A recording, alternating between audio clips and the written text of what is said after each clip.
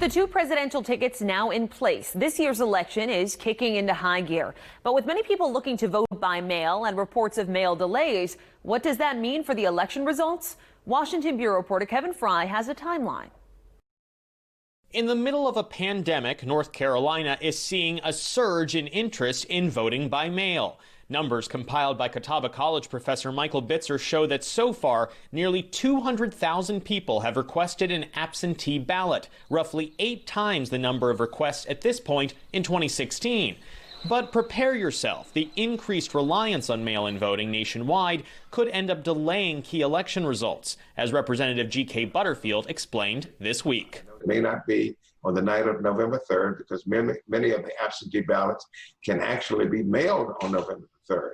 And in some states, we may see a close contest. At the White House, that's not sitting well with President Donald Trump, who has railed against the idea of waiting to find out who will occupy the Oval Office. All this despite encouraging North Carolinians to vote absentee by mail just this week. Absentee voting is a secure process that's initiated by the voter. So what can you expect in North Carolina?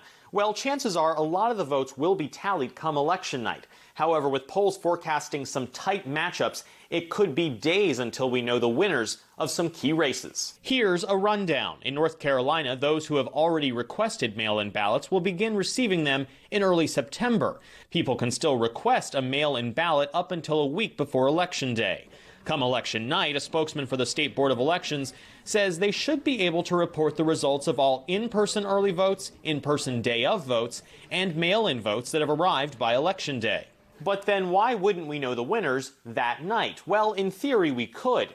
However, in North Carolina, a mail-in ballot can still count as long as it's postmarked by Election Day and arrives within 3 days. And in some tight races, those remaining votes could be key. That all said, because of reports of mail delays, the state board is recommending people put their ballot in the mail a week before Election Day at the latest, just to be sure it arrives on time.